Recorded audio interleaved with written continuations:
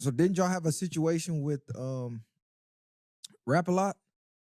Ja or us? Yo. Yeah, Murder Inc. We had also. That's how I got to meet Jay.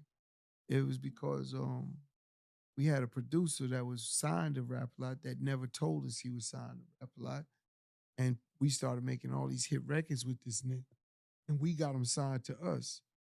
And then Jay being the shrewd businessman he is, he waited. And then when he came in, he's like, "That's all my music. That's my money." So I had to go to Houston. Who got that phone call? Because I heard Irv it was. got the call, but Irv called me to go. I heard there was some friction. Irv was like, "Yo, you that. got to go to Houston." I was like, "What happened? What's in Houston?" He's like, "Oh, Jay Prince." And I'm like, "Oh man, you give me these missions, nigga." So y'all went down to Houston. What happened down in Houston? Preem was with me. Preem was out actually at the time. I was home. He was in Beaumont, Texas, visiting Prince, who's home now. Shout out Prince. And I called him up and I said, "You in Beaumont? Come meet me in Houston." He said, "Yeah, that ain't far. I'll be there." And sure enough, he showed up. And we went. That ride there was crazy because Jay Prince was like, "I'm gonna send cars for you."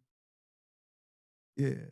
So he sent cars for y'all. Did y'all get in the cars or y'all was we gonna drive down there, bro? Again, I'm gonna tell you again. Oh, cool. I don't know if y'all have it, but there's something called Southern Hospitality. And everyone told me first and foremost, don't go to his ranch. And he bringing me to his ranch. And I'm like, motherfucker. So he sent the black cars to go to the ranch. Ain't a good thing. No, Southern Hospitality is a good thing. And Jay treated it as a Southern gentleman, a gangster. A Southern gangster gentleman, like when we spoke. And I can't give that enough credit because it could have got real ugly. We talking about 8 figures of money. Niggas is gonna kill you for $5,000 or less. Nigga, where's eight figures? Right. So it was over $28 million. Niggas will scrape you for $1,500. You understand? It was $28 million and you dealing with a real man. And I gotta go to his house or his ranch that they told me he got hogs. I don't know if y'all know about hogs. Oh, yeah. Yeah. You'll be out of here. You'll disappear. No DNA, baby. Yep. No DNA. Blood, bones, all gone. So we hearing all this shit. I'm like, fuck. He like, come to me. So I called my man that's from Houston out there. I got some people that Black One, B1. I called Black, yo, I'm coming out, nigga. He said, what's up? I said, I got a problem with a nigga. I don't know what Jay looked like at this time. I don't know what he looked like. I just heard stories of him, the legend of Jay Prince. And I'm like, he's like, I'm picking you up from the airport. Tell me when you get down there. I tell him, nigga, I got a problem. He said, with who? I said, he's like, I'm going to handle it whatever it is because this nigga like that out there. He's like, whatever it is, I'm going to handle it. I said, did you know a nigga named Jay Prince? He said, oh, man, that's the big homie. I can't do nothing. I was like, what? I thought you could handle anything. Nigga, what the fuck you mean? Yeah. I'm in some shit now. Yeah. I met Black in New Orleans, you know what I'm saying? And we never looked back. Shout out B1. So how did that situation get squashed? Y'all went up to the ranch? I went to his ranch, me and Preem, and Black said, I'm going to come with you. Jay, when I told Jay this story, he's like, oh, wait till I see that nigga Black. Because Black gave us guns.